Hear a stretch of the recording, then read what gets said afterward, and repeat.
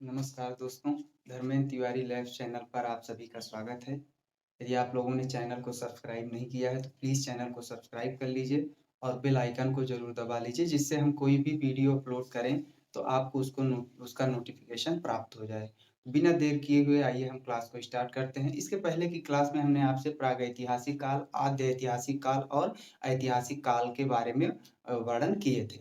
तो आज हम विशेष रूप से प्रागैतिहासिक काल के बारे में पढ़ेंगे। प्राग का मतलब होता है प्राचीन, ऐतिहासिक काल का मतलब इतिहास का समय। तो प्राचीन इतिहास के समय के बारे में हम जिस काल में पढ़ते हैं, उस काल का नाम क्या होता है? प्रागैतिहासिक काल। प्रागैतिहासिक काल में विशेष रूप से हम चर्चा करते हैं पाषाण काल की। तो पाषाण काल का मतलब होता है, पाषाण मीन्स होता है पत्थर और काल का मतलब समय। तो ऐसा काल जिसमें पत्थर का मानव पत्थर के औजार प्रयोग किया करते थे, उसे हम क्या बोलेंगे? पाषाण काल।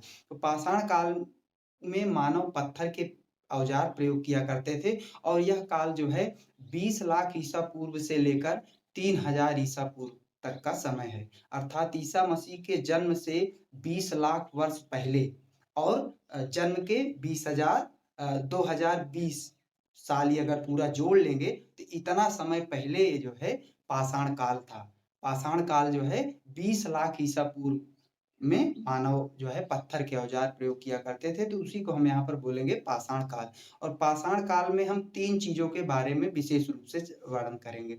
एक मानव का उद्विकास अर्थात ह्यूमन एवोल्यूशन, और दूसरा हिमकाल अर्थात आइस एज, और तीसरा पाषाण कालीन उपकरण और पाषाण काल का विभाजन। इन सब का हम चर्चा करेंगे। तो सबसे पहले हम बात कर लेते हैं इतिहास होता क्या है? इतिहास का मतलब होता है वर्तमान समय में रहकर प्राचीन काल के बारे में पढ़ना, जानकारी प्राप्त करना ही क्या कहलाता है? इतिहास। अर्थात वर्तमान समय में रहकर अतीत के बारे में क्रमबद्ध अध्ययन ही क्या कहलाता है? इतिहास कहलाता है। इतिहास का पिता किसे कहते हैं? Herodotus. History Herodotus, history Herodotus. तो दोनों का नाम एक जैसे है, हा से हिस्ट्री, हा से हेरोडोटस। तो अब हम विशेष रूप से प्रागैतिहासिक काल के बारे में बात करते हैं। तो प्रागैतिहासिक काल जो है, इसमें सबसे महत्वपूर्ण चैप्टर है पाषाण काल। पूरे प्रागैतिहासिक काल में केवल चर्चा हुई है पाषाण काल। इसमें मानव पत्थर के औजार प्रयोग किया करते थे, इसलिए इस काल का नाम क्या पड़ गया? पाषाण काल। पाषाण काल में मानव का उद्विकास हुआ। उद्विकास का मतलब पृथ्वी पर मानव जाति बनी बनाई उत्पन्न नहीं हुई थी, अर्थात मानव रूप इसका परिवर्तित हुआ। पूर्ववर्ती जीवों से नए जीव के रूप में मानव का उद्विकास हुआ। अर्थात उद्विकास का मतलब निम्न श्रेणी से उच्च श्रेणी की ओर मानव का विकास हुआ, उसे ही कहते हैं उद्विकास। अर्थात मानव का उद्विकास जो है पूर्ववर्ती जीवों से हुआ। पूर्ववर्ती जीव का मतलब प्राइमेट्स। प्राइमेट्स का मतलब बंदर की एक जाति होती है प्राइमेट्स। तो प्राइमेट्स से ही मानव का उद्विकास हुआ। मानव 20 लाख ईसा पूर्व से लेकर 10,000 ईसा पूर्व तक प्राइमेट्स था, अर्थात बंदर था। इसके बाद 10,000 ईसा पूर्व के बाद मानव जाति बनी, अर्थात 10,000 ईसा पूर्व पहले के समय में मानव जाति थी ही नहीं। तो क्या थे? मानव प्राइमेट्स थे।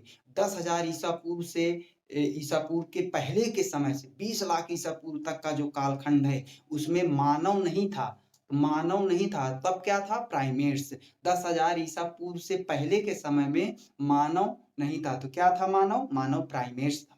तो मानव का विकास कहाँ से प्रारंभ हुआ? प्राइमेट्स से मानव जाति बनी, अर्थात पृथ्वी पर मानव जाति अवतरित नहीं हुई, है ना? उसका उद्विकास हुआ, एक जीव से दूसरे जीव के रूप में उसका उद्विकास हुआ। तो ये आपका हो गया मानव उद्विकास। और इसी में 1859 में चार्ल्स डार्विन ने एक पुस्तक प्रकाशित की थी, जिसका नाम था ओरिजिन्स ऑफ स्पीसीज। 1859 में चार्ल्स डार्विन की पुस्तक का नाम क्या था? Origins of species. इस पुस्तक के प्रकाशन के बाद, है ना, मानव के उद्विकास का परिणाम माना जाता है। अर्थात मानव के उद्विकास का परिणाम कब से माना जाता है? किसकी पुस्तक के प्रकाशन के बाद? चार्ल्स डार्विन की पुस्तक के प्रकाशन के बाद, चार्ल्स डार्विन की पुस्तक का प्रकाशन कब हुआ? 1859 में हुआ। इसी के बाद मानव के विकास का परिणाम माना गया कि इन्होंने सही तरीके से इसको डिफाइन किया। अब हम बात करते हैं प्राइमेट्स, जो अभी हमने आपको बताया कि मानव पहले क्या था? प्राइमेट्स था। तो मानव का विकास प्राइमेट्स से हुआ। प्राइमेट्स, मानव पहले क्या था? प्राइमेट्स। प्राइमेट्स का मतलब अगर हम हिंदी में बोले तो आदम। आदम का मतलब आदम से आदमी बना। आदम से क्या बना? आदमी। मानव पहले जानवर था, अर्थात बंदर था, प्राइमेट्स था। उसी से मानव जाति परिवर्तित हुई। तो मानव का विकास किससे हुआ? प्राइमेट्स से मानव का विकास हुआ। और जो प्राइमेट्स हुआ करते थे, अर्थात हमारे पूर्वज जो हुआ करते थे, आदिमानव जो हुआ करते थे, है ना, तो उनकी जो प्राइमेट्स थे, उनका जो क्रोनिकल कैपेसिटी थी, क्रोनिकल का मतलब ये कपाल, सी क्रोनिकल, और कैपेसिटी मतलब धारिता। जैसे हमने ये हाथ लिया, तो इसके अंदर जितना स्पेस है, इसी को बोलेंगे कैपेसिटी। कैपेसिटी का मतलब धारिता। इस खाली स्थान में जितना सामान, जितना कोई वस्तु आ जाए, उसी को बोलते हैं कैपेसिटी। तो जो प्राइमेट्स थे, उनका जो जो क्रोनिकल कैपेसिटी थी, अर्थात कपाल धारिता जो थी, वो 400 सीसी थी। सीसी, सीसी का मतलब सी से क्रोनिकल और सी से कैपेसिटी, और हिंदी में उसे क्या बोलेंगे? कपाल धारिता। तो प्राइमेट्स मानव जो थे, उनकी कपाल धारिता जो थी छोटी थी, 400 सीसी थी। अब वर्तमान समय के, हम लोग के समय के, आज के समय के मानव की जो कपाल कैपेसिटी है, ये देख रहे हैं कितना बड़ा है। अर्थात ये कपाल कैपेसिटी 1450 सीसी है। वर्तमान समय के मानव की कपाल कैपेसिटी कितना है? 1450 सीसी। और प्राइमेट्स के कपाल कैपेसिटी कितने थे? 400 सीसी, अर्थात छोटे कपाल हुआ करते थे। तो मानव का विकास हो गया, तो वहां पर कपाल कैपेसिटी ज्यादा बढ़ गई। तो यहाँ पर हमने आपसे चर्चा किया मानव का विकास। इसके बाद हम बात करेंगे हिमकाल। हिमकाल क्या था? वह काल, ऐसा काल जिसमें मानव का विकास रुक गया, अर्थात मानव का विकास प्रारंभ हुआ था, लेकिन किसी कारणवश, कारण क्या था? उत्तरी ध्रुव तथा दक्षिणी ध्रुव। ऊपर के एरिया को उत्तर बोलते हैं और नीचे के एरिया को दक्षिण। तो ये ग्लोब है, तो ग्लोब के उत्तरी क्षेत्र में और दक्षिणी क्षेत्र में दोनों तरफ क्या हो रही थी? बहुत ज्यादा बर्फ की आंधियां चल रही थी, बर्फबारी बहुत ज्यादा हो रही थी। तो जिससे मानव के विकास पर प्रभाव पड़ा। तो मानव अपनी उत्तरजीविता बनाए रखने के लिए विषुवत रेखा, इक्वेटर जिसे इंग्लिश में बोलते हैं, या भूमध्य रेखा, अर्थात भूमि का जो मध्य रेखा है, भूमि की मध्य भाग है, वहां पर बर्फबारी नहीं हो रही थी। तो उस जगह पर मानव जो है किसी तरह अपने आप को जीवित रखा। और हिमकाल को ही हम बोलते हैं संक्रमण काल, अर्थात ट्रांजिशन पीरियड। ऐसा काल जिसमें मानव का विकास नहीं हुआ, एक ही स्थान पर रुके रह गए बर्फ की आंधियों के कारण, तो उसे ही हम संक्रमण काल कहते हैं। अब आगे हम बात करें पाषाण काल के उपकरण। तो पाषाण काल में मानव जो उपकरण उपयोग किया करते थे, वो किसके उपयोग किया करते थे? पत्थर के औजार उपयोग किया करते थे। और आगे के पूर्ववर्ती के कालों में जाके मानव तांबे के औजार प्रयोग करने लगे, क्योंकि तांबा धातु का सर्वप्रथम खोज जो है प्रागैतिहासिक काल में, और प्रागैतिहासिक काल के अंतर कौन से काल में? पाषाण काल में। और पाषाण काल के भी अंतर अगर हम जाएंगे तो ताम्र पाषाण काल एक पढ़ेंगे, उसमें मानव ने तांबे की खोज की थी। तांबे को सीयू से हम प्रदर्शित करते हैं। और इसी पाषाण काल में ही कुल 4, पाषाण काल को कुल 4 खंडों में विभाजित किया गया है। पहला खंड है पूरा पाषाण काल, दूसरा खंड है मध्य पाषाण काल, और तीसरा खंड है नव पाषाण काल। और नव पाषाण काल के बाद का समय उत्तर पाषाण काल, जिसे हम ताम्र पाषाण काल भी कहते हैं। उत्तर पाषाण काल को ही हम ताम्र पाषाण काल कहते हैं। ताम्र पाषाण काल इसका नाम क्यों पड़ा? क्योंकि इस काल में मानव जिस धातु की सर्वप्रथम खोज किए, वो कौन सी धातु थी?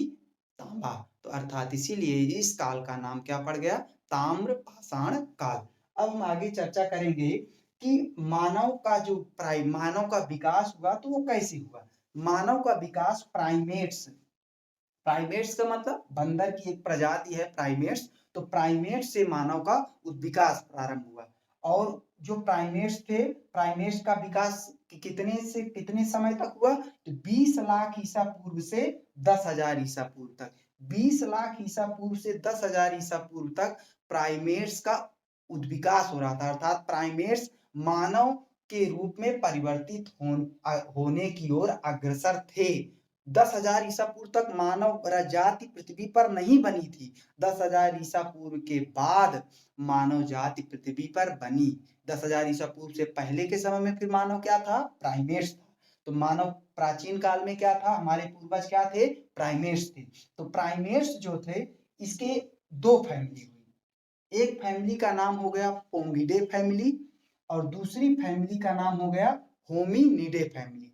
तो प्राइमेट्स के कुल कितनी फैमिली उत्पन्न हुई? दो। एक फैमिली का नाम हो गया पोंगिडे फैमिली और दूसरी फैमिली का नाम हो गया होमिनिडे फैमिली। अब आपको समझ में आएगी कि कैसे?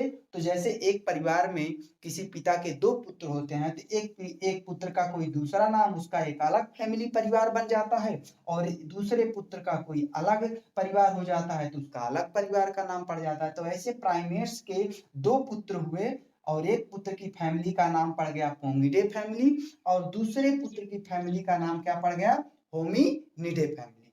तो जो पोंगिडे फैमिली थी ये उसका उद्विकास नहीं हो पाया। अर्थात इसका उद्विकास क्यों नहीं हो पाया? क्योंकि ये थोड़ा मंद प्रकृति के, मंद बुद्धि के थे।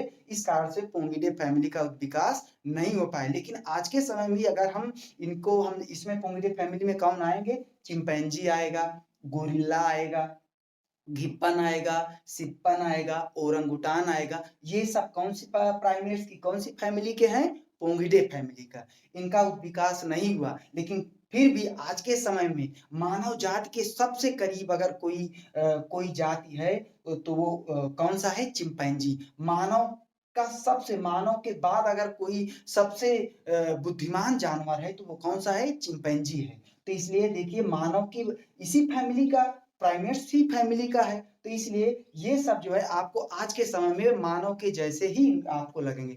गोरिल्ला आप देखते होंगे आज भी दो पैर से ऐसे चलता है। तो कारण क्या है? क्योंकि हमारे पूर्वज के ही फैमिली का है। तो इसलिए ये जो है पोंगिडे फैमिली से है। अब हम बात करेंगे होमिनिडे फैमिली। तो इसी प्राइमेट्स की एक फैमिली का नाम क्या हो गया? Hominidae family. अब हम बात कर लेते हैं इसका। जो पोंगिडे फैमिली है इसका जो क्रोनिकल कैपेसिटी है 400 सीसी है। कितना? प्राइमेट्स इसका 400 सीसी ही रहेगा क्योंकि इसका विकास नहीं हुआ। तो इसका जो कपाल धारिता है वो 400 सीसी ही रह गई। परंतु होमिनिडे फैमिली के कपाल कैपेसिटी कहां से? 450 से लेकर 1600 सीसी तक हो गई है। मतलब कैपेसिटी बढ़ती गई। कपाल बड़ा होता गया। तो कपाल बड़ा होता गया तो मानव बुद्धिमान होता गया। तो इसलिए प्राइमेट्स की दूसरी फैमिली का नाम क्या है? Hominidae family. होमिनिडे फैमिली में ही मानव जाति आती है। होमिनिडे फैमिली में सर्वप्रथम आया ऑस्ट्रेलोपिथेकस। अर्थात होमिनिडे फैमिली का पहला मेंबर जो आया उसका नाम क्या हो जाएगा? ऑस्ट्रेलोपिथेकस। तो होमिनिडे फैमिली का पहला जो है मानव का वैज्ञानिक नाम क्या होगा? ऑस्ट्रेलोपिथेकस। ऑस्ट्रेलोपिथेकस से और आगे बढ़े तो उसका नाम क्या पड़ गया? होमो हैबिलस। होमो हैबिलस से और आगे बढ़ेंगे तो क्या आ जाएगा? होमो इरेक्टस। होमो इरेक्टस के बाद क्या आएगा? नियंडरथल। क्या आएगा? नियंडरथल। और नियंडरथल के बाद अगला जो आएगा क्या आ जाएगा? Homo sapiens. तो आज के समय का जो मानव है उसका वैज्ञानिक नाम क्या है? Homo sapiens. आप यहाँ पर देख सकते होंगे कि 10,000 बीसी के बाद मानव जाति बनी। तो हम लोग का वर्तमान समय के मानव का वैज्ञानिक नाम क्या है? Homo sapiens. अर्थात आज के समय का मानव का वैज्ञानिक नाम क्या है? Homo sapiens. एक बार और हम रिवीजन कर लेते हैं। तो मानव किस फैमिली का है? तो होमिनिडे फैमिली का। अर्थात आज के समय का मानव कौन से परिवार से आता है? तो ऑप्शन देगा पोंगिडे फैमिली, होमिनिडे फैमिली। तो आप किस पे लगाएंगे? Hominidae family. मानव कौन सी फैमिली का है? होमिनिडे। और होमिनिडे फैमिली कौन से परिवार से उत्पन्न हुआ? तो प्राइमेट्स। तो सबसे पहले मानव प्राइमेट्स था। प्राइमेट्स में मानव होमिनिडे फैमिली का है। होमिनिडे फैमिली में मानव पहले बना ऑस्ट्रेलोपिथेकस। ऑस्ट्रेलोपिथेकस से होमो हैबिलस। होमो हैबिलस से होमो इरेक्टस, होमो इरेक्टस से निएंडरथल और निएंडरथल के बाद मानव क्या कहलाया? Homo sapiens sapiens. अर्थात आज के समय के मानव का वैज्ञानिक नाम क्या है? Homo sapiens sapiens.